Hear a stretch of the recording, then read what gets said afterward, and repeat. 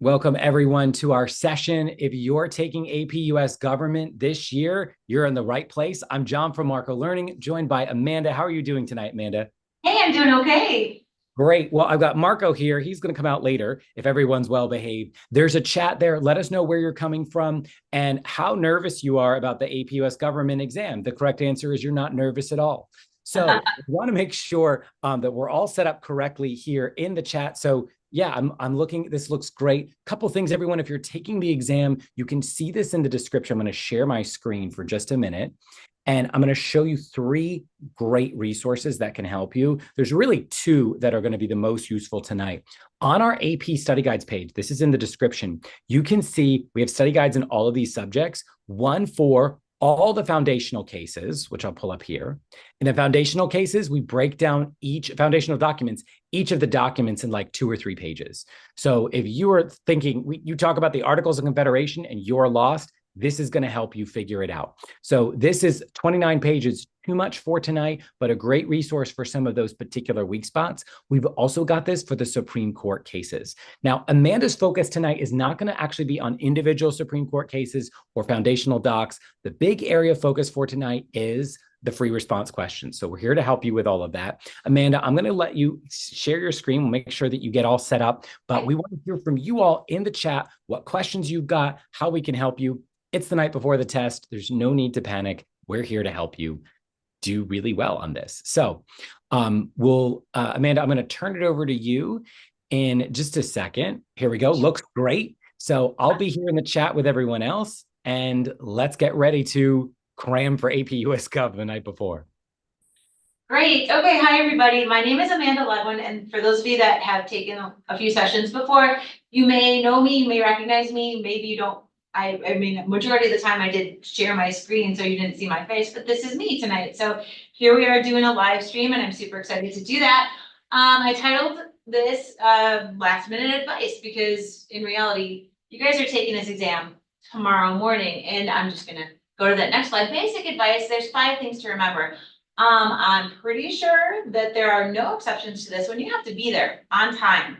Please be on time. Set 3, 4, 5 alarms if you have to. Hopefully you have a buddy who's picking you up and you're going to take this exam together, because everybody knows that if you do things in pairs, it helps a little bit better.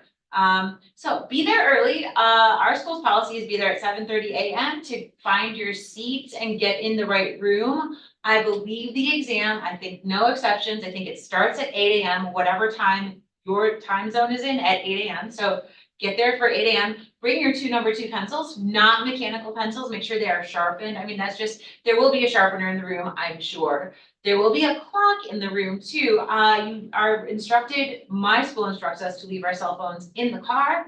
I hope your school does that too. You can't have smartwatches in there. They're really super paranoid about don't communicate improperly during this exam. So 2 number 2 pencils, not mechanical. You're going to bring black or blue pens also. Hopefully you have a favorite black or blue pen, because you will be writing in that for your free response questions. Unless, maybe your school is doing this online, ours is not. So 2 number 2 pencils and black or blue pens, I would bring those just in case. And unless you've been instructed that you're doing it online for sure, I would assume you're not. I think this is one of the exams that is not doing it online anywhere, as far as I know. Don't quote me on that. I could be wrong. I've been known to be wrong before. But in other words, go with the flow, but be early and be ready for everything. Definitely show up having eaten something for breakfast. You want to make sure your mind is awake and ready to go. For me, that requires a cup of coffee. If it requires a cup of coffee for you, then wake up early to have your coffee. Be excited to take this. Be ready to take on the day. Hopefully nothing negative happens to you in the morning. Try to control any possibility of anything negative going on, like you wake up and you have no gas in the car. Make sure you have gas in the car tonight before, or whoever has gas in the car, whatever mode of transportation you're getting to your place. Get there early and don't leave the transportation till some kind of accident. I don't want you guys to have an accident and then not take this test, because there are very few exceptions as to when they will allow a makeup, and that's like, they're very strict on that. So please, if I'm talking about College Board, is very strict on makeup tests. They're very few and far between. So eat something for breakfast. I have heard that milk helps your brain wake up. Definitely eat some protein. Don't do anything out of the ordinary though, because you don't want to, eat something and it upsets your stomach, then you have to miss the whole exam for that. No, don't do that. But do the ordinary stuff for breakfast. Okay, whatever you do, do it.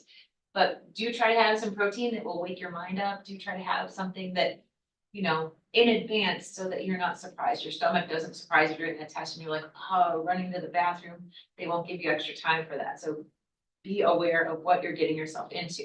Okay, drink plenty of cold water throughout the day. So start in the morning, drink some cold water. It helps your mind wake up. And if you're feeling sleepy during that test, maybe grab some water and it'll help refresh your overall being, because water definitely helps. It helps me when I'm not as quick as I need to be on the answer. Water will help me. So try to drink some water. If you get a little water break in there, that would be great. Okay. All right. And let me remind you of how this goes. There are statistics to your test. 50% of your exam is based off of multiple choice questions. Okay. That should not be a surprise. You have 55 questions in 1 hour and 20 minutes. So there's also a trick to this. That is a long time for your multiple choice questions. I need you to kind of pace yourself. That would be great to pace yourself. It would also be great to realize that you have reading passages. They're not lengthy, but some of your questions require a bit of reading, like 1 or 2 or 3 paragraphs. Probably not more than 250 words, but you will have to read something and then analyze what you have read. It's in a multiple choice answer, so they're not asking you anything like, what do you think? And then you type out something. No, it's not like that. It's a multiple choice answer. So you have to be sure to read the passage, realize what the passage is talking about, and then figure out the correct multiple choice response to put for the answer. So you're given a lot of time. 1 hour and 20 minutes is a lot of time for 55 multiple choice questions. I don't know if y'all have taken the AP Human Geography test, but I'm teaching that also this year. And they have 60 questions in 60 minutes. So that is severe. You guys have a good amount of time. You can also flip through your test booklet for the multiple choice portion only and make sure that you have answered every question. Remember, you're not penalized for guessing. So make sure you go through and answer every single question so that you have a fair shot at that. And then 50% of your exam is free response. There are 4 free response questions that they ask you to do in 1 hour and 40 minutes. Okay, that's the review stuff. That is what I want to make sure that you know you're getting into. If nobody said this to you in a while, because I bet your teacher started off the course with mentioning these stats, like this is what the test looks like. If nobody's mentioned that to you in a while, then here it is. I'm saying it again. So there you go. Now I'm going to jump right into free response question 1. Don't forget, in free response question 1, it is the concept application free response.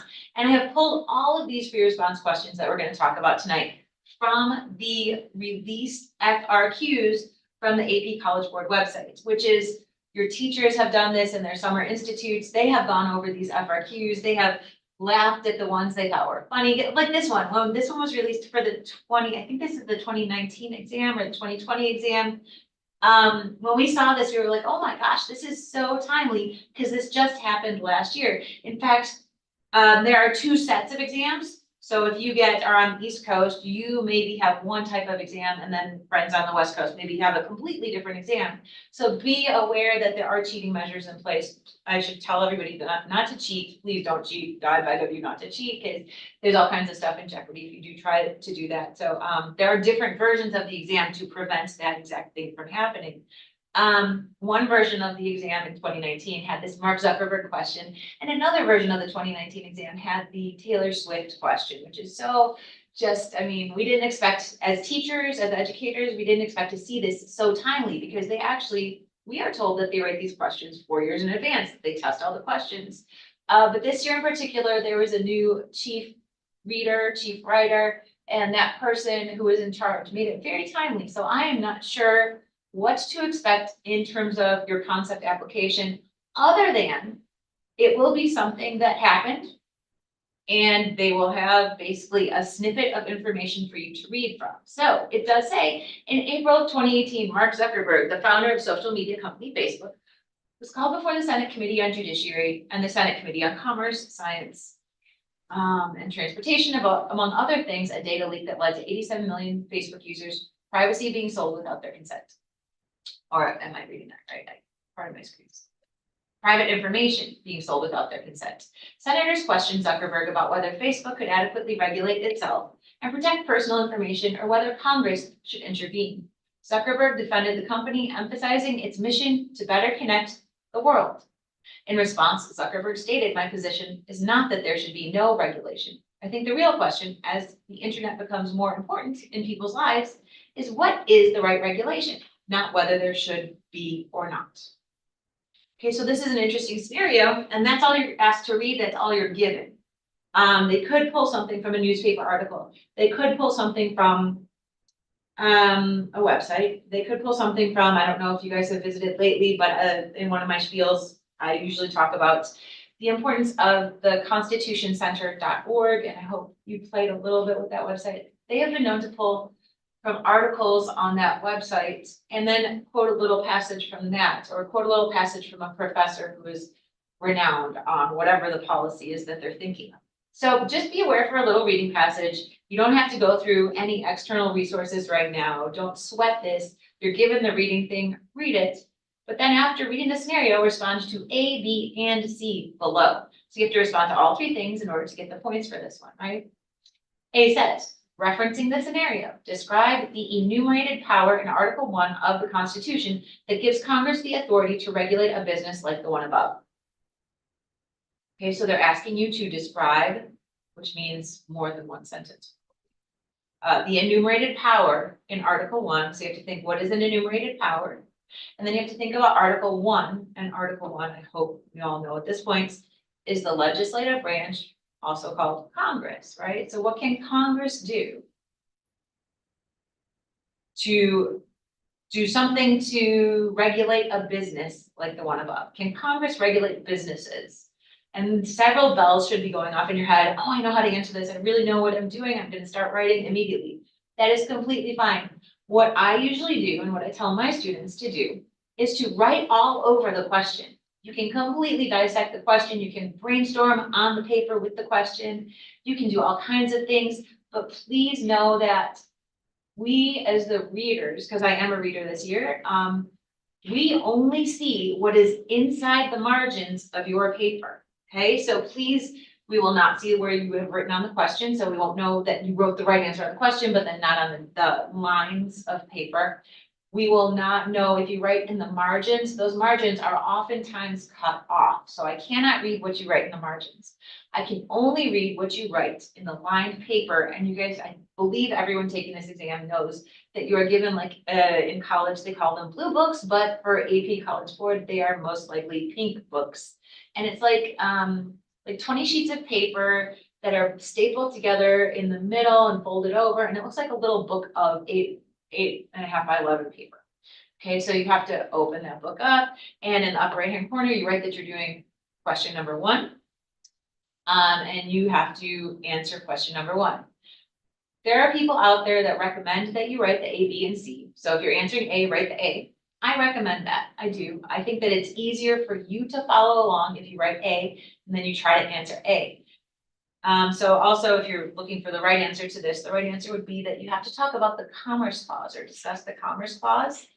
And the reason that the Commerce Clause covers this is that the Commerce Clause is an enumerated power given to Congress in Article 1. And there's this part of the Commerce Clause that talks about interstate commerce, and that is the part that this falls under. So Congress does have the power to regulate Facebook because it falls under the Commerce Clause as a part of interstate commerce. Do you have to write all of that to get the right answer? No, you don't have to. You could probably just write it the Commerce Clause as found in Article 1. I really need you to restate the question when you're writing that answer. That does help you kind of follow through with the correct answer. So if A says, referencing this scenario, describe the enumerated power in Article 1 of the Constitution that gives Congress the authority to regulate a business like the one above, you should start your sentence. The enumerated power in Article 1 of the Constitution that gives Congress the authority to regulate a business like the one above is the Commerce Clause.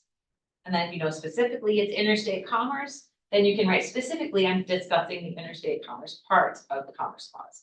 And if you don't know that part about interstate commerce, you can leave it out. There's a chance that it might not be as effective of an answer, but as long as you describe that Commerce Clause a little bit, like give me one more sentence describing what the Commerce Clause does, that would be really, really good, okay? So depending on how thoroughly you describe something in one sentence, it might be good enough, but I really recommend to everybody to write 2 or 3 sentences for every time it says describe. And I know that your teachers, I hope that they have gone over those action verbs that the question is asking you to do. Please try to do that. When it says describe, you need to describe in like 2, 3, 4 sentences, describe the thing. That would be great, okay? B says, explain how the 2-chamber structure of the legislature affects the ability of Congress to exercise the power described in Part A, okay? This reminds me of another FRQ because we do talk about Congress as being, 2 parts to Congress, the House and the Senate, but we also talk about Congress as being those 2 parts combined, but broken up, they check and balance each other.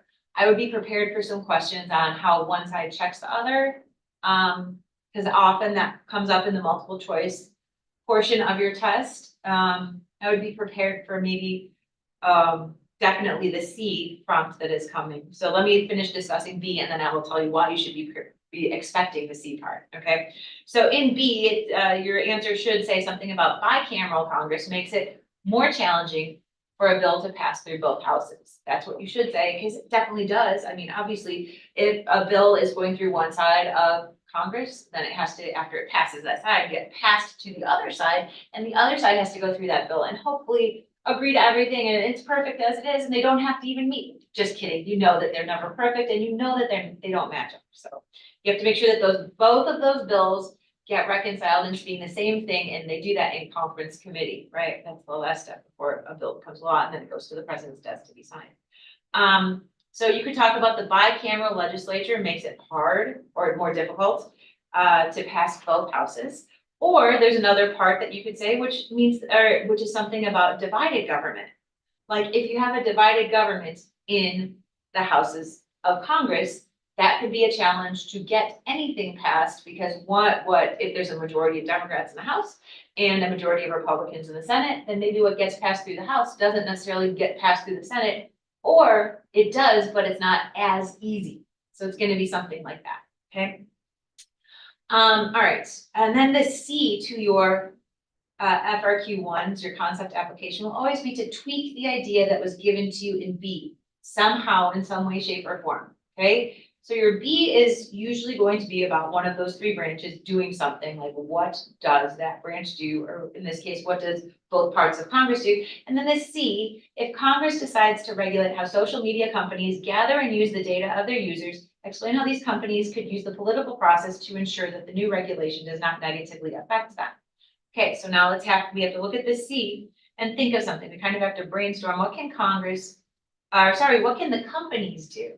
And this is kind of odd because it's not discussing what a branch of government can do, but what an individual can do in the United States government. And I want you to think of different things. And it's important to note that your answer that you think of can be correct as long as you have thought it through and it is an appropriate response. Like you can't just, it has to be some kind of action. So companies can put out commercials, but that's not about what the government can do after the fact that this commercial is put out. So the company can get some lobbyists, and the lobbyists can go talk to individual congressmen. That could be one right answer. The company can send campaign contributions to different congressmen and get their ear as to how they feel. Maybe start through those campaign contributions, start to initiate other processes that could impact how Congress feels about whatever this thing is, okay? Whatever this piece of legislation is. And then the other thing that the companies could do is that they could pursue litigation to challenge the legislation that is out there. So those are 3 different things that the companies can do to Congress. I will tell you that in these FRQ1s, and please, if you have a chance tonight, go pick a random FRQ1 from 2019, 2021, because 2020 is behind a firewall, I think, but 2021 is out there, 2022 is out there, 2023 is out there. Look at those old FRQs tonight, pick one at random, see if you can answer it. And if you can't, look up, they give you the scoring guidelines also, which is basically the rubric for the right answers. So there are many ways to answer this correctly, and the reader who is grading your paper is going through in their head all the ways that you have written different things. All individual students, I don't know how many thousands of you are taking this exam tomorrow, but the readers are going to read it and give consideration to everything you have written down. I will tell you that we take these very seriously, and if you have a different idea that is not in the rubric, we still consider it, and we try to prove that it is correct before we try to prove that it is wrong, okay? You are allowed to pick whatever is in your head to discuss in your A, B, and C, and this is true for the whole test, or for all the FRQs at least, because you get to pick and choose what your words are to go onto that paper. We are listening and we are open to ideas when we are grading these things. So FRQ 1 seems pretty self-evident or apparent. Just be prepared for that reading passage and be prepared to respond. Remember, if it says describe, give 2 or 3 sentences. If it says explain, definitely 2 or 3 sentences. And then if it asks about what the citizens can do for a response, go through different responses for citizens. Citizens can lobby congressmen through or join a political action committee. Citizens could pull together money and donate money to either a politician's campaign or a party in hopes that they do something further down the line. And remember what Congress's job to do is, if this ever matters, just remember what the 3 branches of government do. So if you are stumped and it is asking you, what can Congress do? Congress makes laws, right? That is the legislative branch. They make the laws. Then don't forget what the executive branch does. They enforce or execute the laws. And then don't forget what the judicial branch does. They interpret the laws. So it will always revert back to what those 3 branches of government can do, or what citizens can do, or what interest groups can do, and try to just relate that back to the questions in your A, B, and C. Come up with a well thought out FRQ 1 and you're good. That sounds great to me. And I'm ready to move to FRQ 2. I'm going to try to do that. Here's FRQ 2. All right. So in FRQ 2, there is quantitative analysis. I'm not sure that you have figured out exactly what quantitative looks like. It differs. So I picked a random FRQ 2, and it's actually really tricky. I did this one with my students. I actually graded this one the year it came out, and I remember sitting there looking for the right answers. There are 4 parts to this FRQ 2. It says, use the bar graph to answer the following questions. A says, identify the political affiliation of people who are most likely to believe elected officials should compromise. It is very important when you answer this to restate the question or restate the prompt that you are given. So what you should say is the political affiliation of people who are most likely to believe elected officials should compromise. And then you look at the chart and you look at compromise. It is that blacker color and it says compromise. The word is Democrats. The word Democrats should come to answer. Okay, it comes to you should deduce that to be the right answer, right? So here's the deal. In A, this was the one part that you could have answered in one word and you would have gotten A correct. But you had to write A, period, Democrats. And that's the right answer. Now, in A, what you need to realize is that they do not ask you anything about independents. They actually don't ask you anything about Republicans. They don't ask you about anybody who's sticking to their principles yet. Nothing like that. So if they ask you for the right thing, give them the right thing. Do you understand what I'm saying? I'm gonna, if there's any comments in the chat, of course, we'll address this at the end, by all means. But I just want to make sure that it's very important that you answer the question that is asked of you. And don't give too much information, because if you keep going on and on and on, you could eventually backtalk yourself.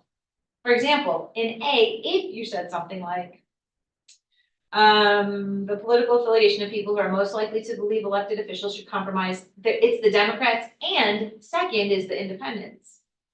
Well, depending on how you phrase that, if you say also independents, that might be incorrect. So depending on the phraseology, it's better to just leave the independents out of this. They're not asking you about the independents at all. In fact, just answer the word Democrats and you'll be fine. So that's like the trick to the A, okay? The B says, describe the difference between Democrats and Republicans on their attitudes of whether the government officials should stick to their principles based on the data in the bar graph. Okay, so you do have to describe a difference between Democrats and Republicans on their attitudes using the words from the chart. So if your FRQ to quantitative analysis is using some kind of terminology in the graph or the chart itself, definitely use that terminology back. So you would say the difference between the Democrats and the Republicans on their attitudes as to whether government officials should stick to their principles based on the data in the bar graph is that Democrats are more likely to compromise and Republicans are more likely to stick to their principles. Now, truth be told, you could probably say just one, that the Democrats could compromise, that they are more willing to compromise. Or you could just say the Republicans are more likely to stick to their principles. And you would get the points for just talking about one. So if I'm sticking to my theme of just answer what is asked of you, you only have to answer one of those things. The difference between Democrats and Republicans is that Democrats are more likely to compromise. Or, oh, actually, guess what? That B, it's so tricky because you have to use the words stick to their principles. And that's why I was rereading it really quick. I want to make sure I'm not saying anything wrong. If you're looking at the question, don't look at it too fast like I just did. You have to look at the words, okay? Describe the difference between Democrats and Republicans on their attitudes of whether government officials should stick to their principles. So you have to answer the stick to their principles part. What you could say is that Democrats are less likely to stick to their principles because there's only 34% of them sticking to their principles. That would get you that part. Or you could say that Republicans are more likely to stick to their principles with 55% of them ready to stick to their principles. So when you get to those A and B, make sure you don't read them too fast. I almost fell into that trap. I almost read it too fast myself, knowing full well that I've read this question several times. So read those questions intelligently, talk through them, make those notes on whatever paper you have, but make sure you write in the margin or in the big text. Make sure you write in the big text because as the reader, I'm not going to see the margins and I'm not going to see what you wrote on your question. And I believe we're going to have a little interruption, but welcome interruption. Yeah. And Amanda, hey, everyone, it's John from Marco Learning. I just wanted to kind of bring this up to date in the chat. So one of the things that's happening in the 2024 AP exam review cycle is that everyone's using the phrase, I'm cooked. And for question 2, everyone is cooked, cooking, having been cooked, about to be cooked. And you almost cooked yourself, right, with B. And I wanted to highlight that because you and I both do this. We are veteran teachers. We know our subjects cold. And somewhere in the spiral of the whole moment of taking a test, you gloss past a phrase and you catch yourself. But you are also a veteran test taker and reader, and you know how to study yourself as a test taker. And you know you need to read multiple times as you go through. So having that little bit of obsession with what is the phrase actually asking and what do I need to be doing can be really, really important. So in the chat, everyone, a couple of things. If you enjoy this video, press that like button. We're going to be doing this live in 18 subjects over the course of this whole week. So pay attention to what's on our channel and on all of our platforms, and let us know. Now I'm getting some sass in the chat here. Great. So we are cooking, but I just know I'm gonna get cooked. Okay, so. Great. You and I'll just nod along. So just real quick, everyone, again, if you are taking other AP exams as well, I know I got a lot of seniors in here and other people who are going to be taking things like Calc and AP Lit. Check out the live streams we're doing for those things. I'm going to let us keep walking through this FRQ review because the crown jewel of the whole thing, the thing that cooks the most people is FRQ4. So I'm going to let you get to that, Amanda, and we'll keep studying. Sure. Yeah. Okay. So fantastic. Let me just real quick. There's one part of this one that trips. So that B, remember, don't read it too fast. And actually, the reason that it triggered me to say that I was answering the wrong thing was because we started answering A again, and I was being really redundant. And when I was saying that phrase, it was almost too redundant for my taste. And I realized, yeah, I was doing it wrong. So if something sounds fishy while you are rereading your thing, make sure that you understood the question and make sure you're saying the right question and all of that stuff. So yeah, real quick, C says, explain how data in the bar graph could influence how a Republican candidate would shift his or her campaign positions after securing the Republican nomination for president.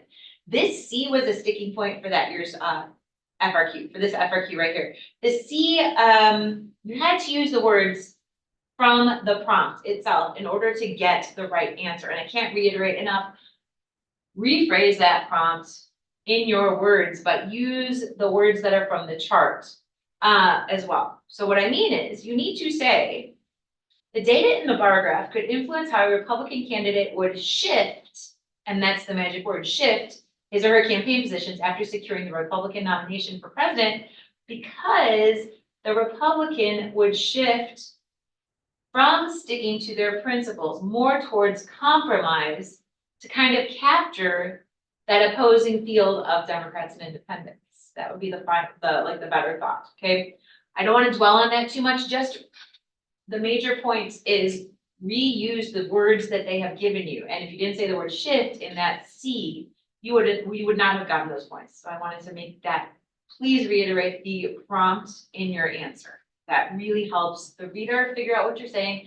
And hopefully it helps you, can I say the phrase logic it out? You will use logic when you are responding to the answer. And that comes in really important context in FRQ4, which we're about to get to. Okay. D says, explain how the data in the bar graph could affect policymaking interactions between the president and Congress. Be prepared for your checks and balances, okay? Checks and balances are interspersed throughout your the whole entire test. So make sure you know how one branch checks another or how one branch balances another. And if you're going to talk about a check, make sure you talk about a balance as well. And so an answer for D, explain how the data in the bar graph could affect policymaking interactions. Well, the president, if the president is from one party and Congress is from another, the president might have to, if he is a Democrat, he might have to lean towards compromising with his Republican-led House or Senate or Congress. And so any iteration of that statistic can go there, okay? I'm gonna move on to FRQ3 because I know we have limited time here and I know we wanna get to that FRQ, the next FRQ if we can. So here we go. Here's FRQ3. It is a SCOTUS comparison. I don't want to spend too much time on SCOTUS comparison because in the reading passage itself, they give you all the information that you need.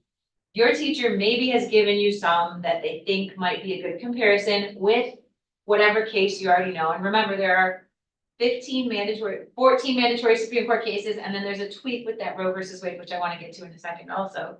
But if you have gone over your 14 mandatory Supreme Court cases and you know a little bit about Roe versus Wade too, you're in good shape. All right. If you don't know anything about those 15 required Supreme Court cases, the link I would go to is oyez.org. And I always joke with my kids. I say, oh yes, it's oyez.org. In reality, of course, it's pronounced oye.org, and that's how the Oye court's in session. Okay. But just realize that all the information on the non-required case will be given to you. You just have to kind of glean the information from that. So take what they give and then kind of pull it out, right? This court case happens to be about Texas, and I don't know if I said I'm from Texas, but yeah, and I'm wearing my Texas Women's University shirt because that's my affiliated university too, where I teach adjunct at. But this question requires you to compare a Supreme Court case you studied in class with one you have not studied in class. A summary of the Supreme Court case you did not study is presented below and provides all of the information you need to know about the case to answer the prompt. So this happens to be about Pete Hernandez, a Mexican-American agricultural worker who was found guilty of murder and sentenced to life in prison. Okay, he is, well, I'm just going to continue reading. It's easier than summing it up. Hernandez he was sentenced to life in prison by an all-white jury in Jackson County, Texas. Hernandez's defense claimed that people of Mexican ancestry had been discriminated against in Jackson County. They pointed to the fact that no person of Mexican ancestry had served on the jury in 25 years, and the Jackson County Courthouse itself practiced segregation in its facilities. The 5 jury commissioners who selected the members of the grand jury testified under oath that they had selected jurors based only on their qualifications and did not consider race or national origin in their decisions. Next paragraph. In the ensuing case, Hernandez v. Texas, 1954, the Supreme Court unanimously ruled in favor of Hernandez, deciding that evidence of discrimination against Mexican Americans existed in Jackson County and that the Constitution prohibits such discrimination. Okay, you are supposed to compare this to one particular court case. They tell you which one to compare it to, so there's no guessing with that part. A says identify the clause in the 14th Amendment that was used as the basis for the decision in both Brown versus Board of Education and Hernandez versus Texas. Please be aware that you are required to know some of these clauses. Okay, so the clause in the 14th Amendment, hopefully if you're following along, you would say something about the equal protection clause. Remember, equal protection is going to be for groups of people, and due process, also from the 14th Amendment, is for individuals. If nobody ever taught you the difference between civil rights and civil liberties, go back and refresh your memory. I'm refreshing it right now. Civil rights is for the equal protection clause. Civil rights is groups of people. Okay, civil rights is for groups of people. Civil liberties is the due process clause. Civil liberties are for individuals. Okay, so if you are trying to sort that out, that will get you the right answer on the difference between civil liberties and civil rights. And here you go. If you're identifying the clause for 14th Amendment, as in Part A, all you have to do is write the clause, the name of the clause. So all you have to do is write the equal protection clause, and you will get that correct. However, you know me, I say restate that base of A, so you should say the clause in the 14th Amendment that was used as the basis for the decisions in both Brown v. Board and Hernandez v. Texas is the equal protection clause. I know it sounds redundant. I know you guys are like, why is she saying this over and over and over? It will help you catch your mistakes. Being repetitive is okay. Being contradictory is not. If you start to contradict yourself, you'll figure it out and you'll be like, wait, I'm confused. What did I just say? And you can go back and kind of figure out what you did wrong and what you did right. And that's a big picture kind of lesson to learn. If you rewrite that prompt, you'll figure out that you're saying it right, even though it may sound redundant. B says, explain how the facts in both Brown versus Board of Education and Hernandez versus Texas led to a similar decision in both cases. What you actually have to do is you have to, sorry, I got 1 second. My head went, you have to describe both cases, okay? So this is a little bit tricky because you have right here a description of Hernandez versus Texas. You need to restate what you understood Hernandez versus Texas to be. And you need to restate what you think the central problem of it was. Just so that, you know, I understand that you understand what Hernandez versus Texas was. Because I know it. I know it because I've studied it. But what you understand it to be, I need to know. So just 2 sentences about what you understand Hernandez versus Texas to be, and you understand that it relates back to the 14th Amendment and why, okay? Also, you need to explain facts of the case for Brown versus Board of Education. That would be so great if you could restate Brown versus Board of Education back to me. Let's say you forget one part of it. You forget Brown's first name. I don't need to know Brown's first name. You don't have to write that down for me. What you do have to write down is the overarching, like what it was about. So do not get bogged down in the details. And this is especially true for those really boring court cases like Marbury versus Madison, McCullough versus Maryland. Don't get bogged down in those details of those court cases. Know what amendment it relates back to. That's very important. And know how the Supreme Court came to that decision. So if it's by way of another court case that you are required to know, then make sure I know that you know that. And that will give me such pride in giving you that perfect score when you get all the points I ask of you for FRQ3, because you're going to be awesome, not going to be cooked. My students would say Sigma, you're going to be Sigma. But again, I don't know if you guys are using that term. I don't even know if I'm using it properly. So please don't quote me. Okay. They would also be really embarrassed. Okay. C says, explain how an interest group could use the decision in Hernandez versus Texas to advance its agenda. This is really weird because it's asking you about an interest group. Be prepared to know what an interest group can do. If that's give you one piece of advice, look up what interest groups can do tonight, because interest groups can, again, they can do lobbying for you. Interest groups can lobby. Interest groups can donate money to certain congressmen. Interest groups are also notorious for getting cases to the Supreme Court. So the fastest way to change any public policy by way of legislation, and I'm using the term legislation in quotation marks, not real legislation, but Supreme Court decisions. Supreme Court decisions act as informal amendments to the Constitution, and therefore they actually are very quick to get something done. So an interest group, if they can get a Supreme Court case approved and heard, that would be the quickest way to make something for sure. We're going to do this from here on out. So informal amendment to the Constitution. Okay, just wanted to point that out. FRQ3, going to put it to rest. Let's talk about FRQ4. the argumentative essay or the argument essay, whatever you want to call it, it's a challenge. I have to tell you that you need to play to your strengths. This is going to sound maybe redundant, maybe you've heard this before, maybe you haven't. You need to play to your strengths. So if you're playing to your strengths, you are going to pick the 2 of the 3, actually you don't even have to pick 2 of the 3, I'm already out misspeaking. You pick 2 documents that you know. One of them has to be from these required documents, right? So let's just read through this little question that's released FRQ. The United States Constitution establishes a federal system of government. You don't get to contradict that phrase, okay? So some kids are like, what if I have a problem with the first sentence? You're not allowed to have a problem with the first sentence. I'm sorry to tell you, but I know that you can have an opinion. I'm not asking you to have an opinion about that first sentence. Please don't have an opinion about that first sentence.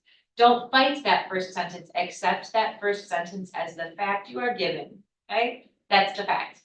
Under federalism, policymaking is shared between national and state governments. Guess what? Still a fact that you don't get to refute. So don't try to be, oh, I can outsmart the test writer. No, nobody cares how smart you are that you can outsmart the test writer. What they care about is that you can answer a question intelligently and that you can take a position on what they ask you to take a position about. So they're guiding you towards what to do. Okay, so don't try to be too smart or sassy. And I don't need Star Wars references in your argumentative essay. I don't need any kind of reference to a cartoon or to music.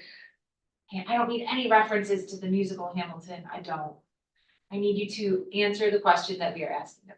Okay, so, and this does not have to flow or be beautiful. All this has to do is answer the question. So do not concentrate on, I need to connect sentences and write a 5-paragraph formal essay. No, you don't. You don't need any kind of introduction. You can have like an introductory sentence if you like. You can have nice metaphors if you like.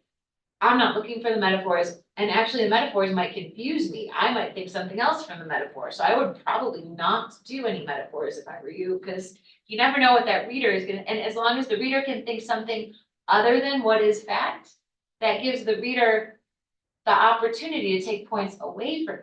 If I can infer something from your writing that is not there, like you didn't close that kind of open-endedness of your writing, that means that I could replace it with a wrong answer and therefore negate your entire question.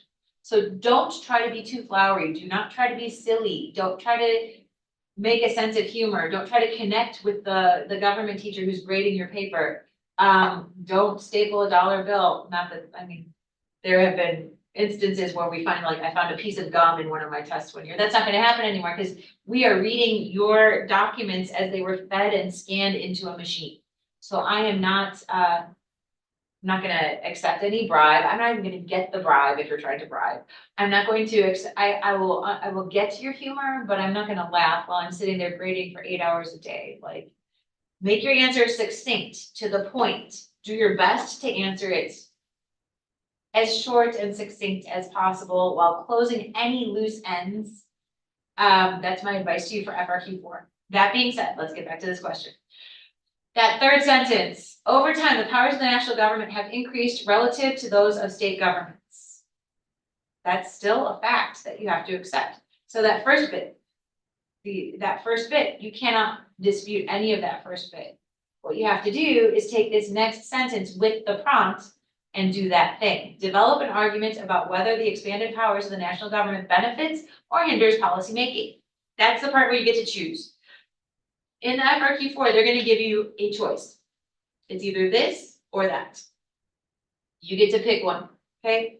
This is going to play to your strengths, but pay attention to the one you pick, because one of those documents that they have listed will go with one side, but not the other. So first thing you have to do is match the document you have selected with the side that you have taken in the arguments. That's a really good critical thinking strategy. And if you ask me, whoever wrote this or came up with this idea, that's a really like kind of genius move on the person who wrote the test. I mean, I'm not trying to, I just admire it. I think it's a great strategy. If I'm going to write tests in the future, I often do that when I write my tests. I'm like, oh my gosh, these kids are they're either gonna prove they know it or they're gonna prove that they don't know it. And so that's like the trick here, okay? So you're gonna develop an argument about whether the expanded powers of the national government benefits or hinders policymaking. Let me get this out of the way, because you're gonna say which ones benefit and which ones support benefit and which one supports hinders. And I could make an argument for the opposite. So here's the deal, okay? If you pick benefits, develop an argument about whether expanded powers of the national government benefits policy making. The national government. So you have to come up with one of the way that a document benefits the national government. You're gonna have to use either the Articles of Confederation and how they didn't work and were not successful to prove that the powers of the national government with the word benefits, okay? Expanding powers of the national government benefits. So the negative of the Articles of Confederation goes with the word benefits. Federalist 10 goes with the word benefits.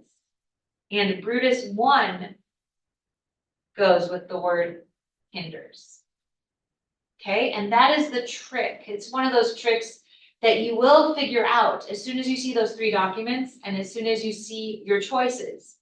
Figure out which one you like, which document you like, and how you see it fitting into the broader question. And then once you have that sorted out, and what I would do is I would go through all three documents and make little notes off to the side. Because here's another trick. The one that I may feel the most comfortable with may not be the one that is the best for me to use. I might be better succinctly explaining something with a different document, okay? So let me go through these four points that they have checks and then the two bullets. Articulate a defensible claim or thesis that responds to the prompt and establishes a line of reasoning. This is a trick, okay?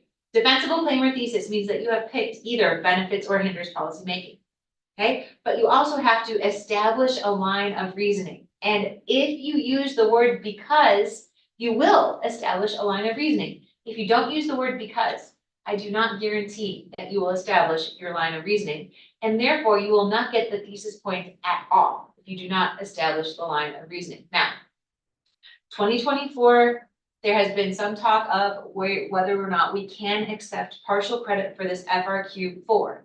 The reason being, if you don't have a thesis, it is a 6-point rubric that we're looking for you to say 6 things, and if you don't have a thesis, you can only get 1 point on this. Okay? A 6-point rubric, we're looking for a defensible claim or thesis with a line of reasoning. That's your 1 point. Your second point, you're going to support your claim or thesis with 2 pieces of evidence. That's your second and third point, 2 pieces of evidence, right? 1 piece of evidence must come from a foundational document, and the second piece of evidence is any other foundational document, not used as your first piece of evidence, or it may be from your knowledge of course concepts. And that will count for 3 things. Your fourth thing, you have to use reasoning to explain why your evidence supports your claim or thesis. So you have to revert back to your claim or thesis again, and that's a little bit redundant. Say too much in your reasoning. That part I would be redundant about in order to get that. And then the last thing says, respond to an opposing or alternative perspective using refutation, concession, or rebuttal. What you need to do is say, I refute this argument that I've just created because there is another source that says da da da da. Well, it says da da da da. My original claim or thesis is still valid, but can be refuted in the opposing perspective. Okay, so you have to have a whole other paragraph, and that's the last thing you do when you're writing this. Also, FRQ4, they mentioned that it is good to spend more time on FRQ4 in order to ensure that you get all the points. I do understand that.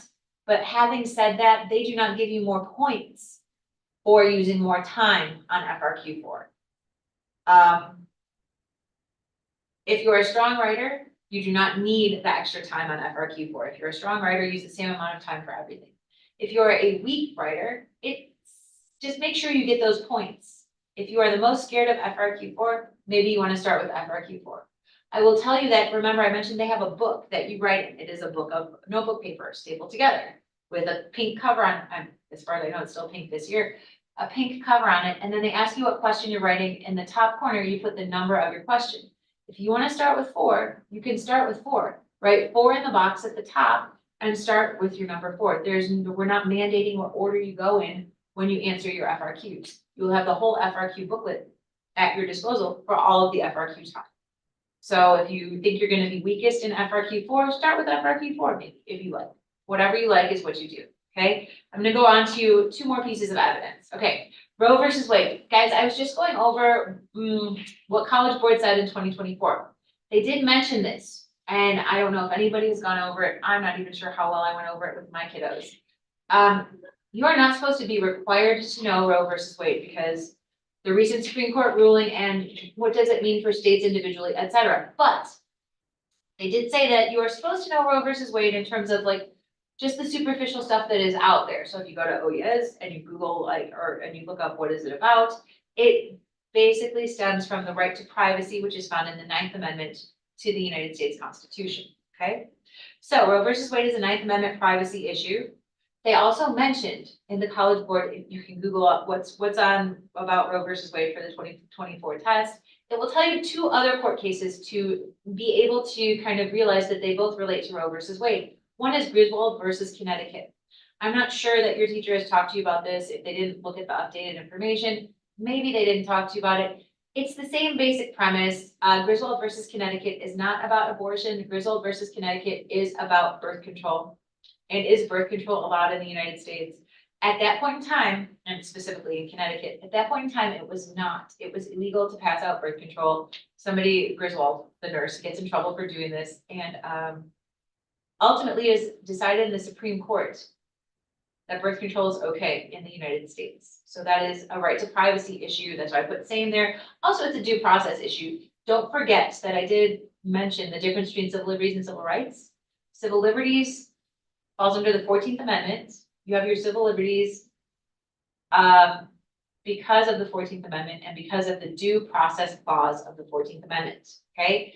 And then you have your civil rights because of the equal protection clause of the 14th Amendment. Okay, I wanted to make sure that I say that a couple of times because that's pretty important.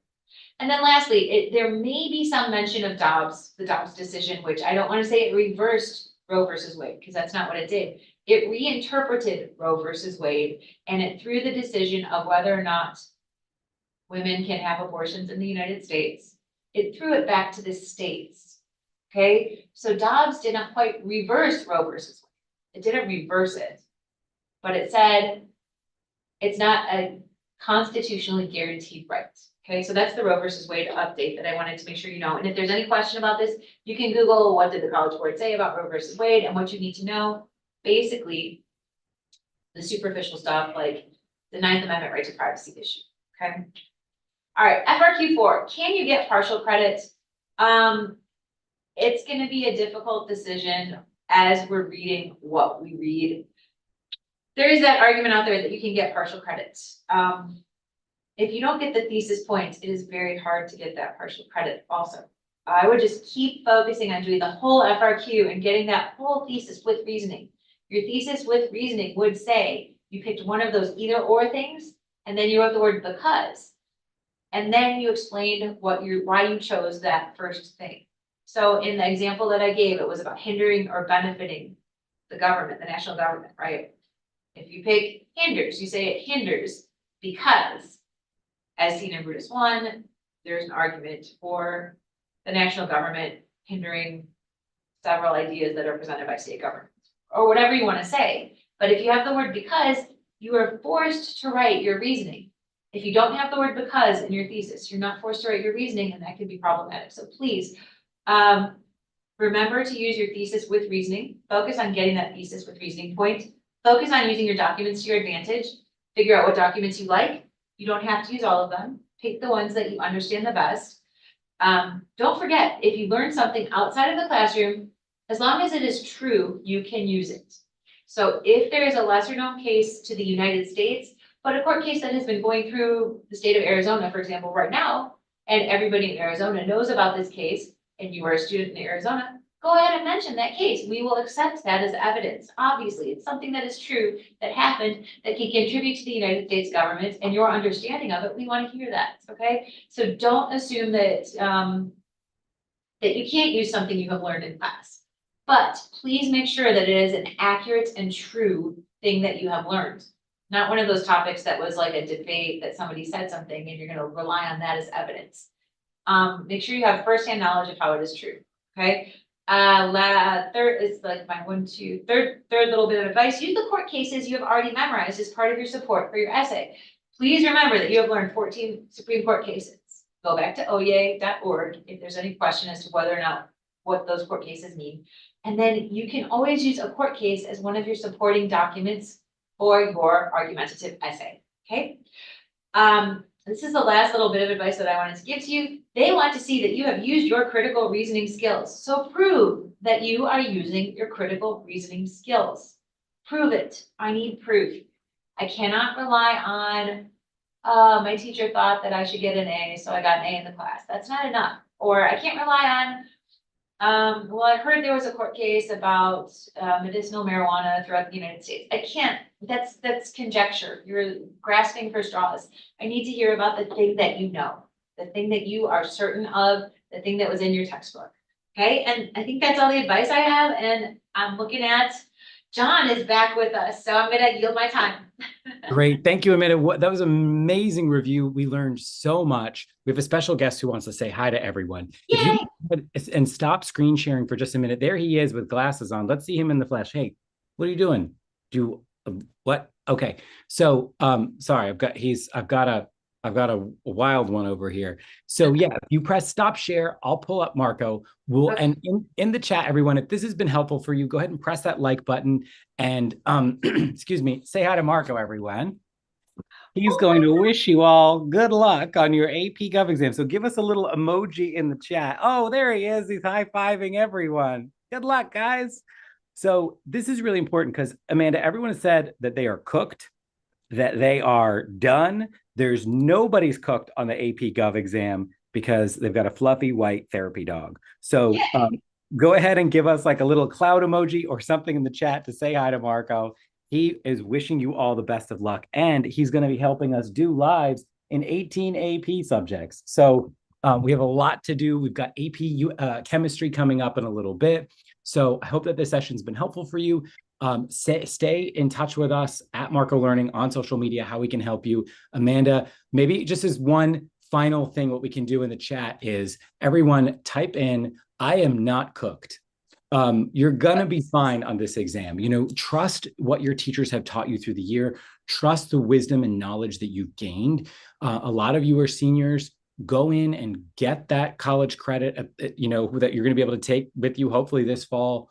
And, you know, at the end of the day, if you see something you don't know and you're feeling like, wow, I'm already not going to be perfect, that's baked in. You're not going to be perfect on an AP exam. You need to just do the best that you can. So with that, Amanda, I'm going to go ahead and end our session. Encourage you all, check out the Heimler's History Review for AP U.S. Gov, Units 3, 4, and 5. And if you're taking Chem, we'll see you in about an hour.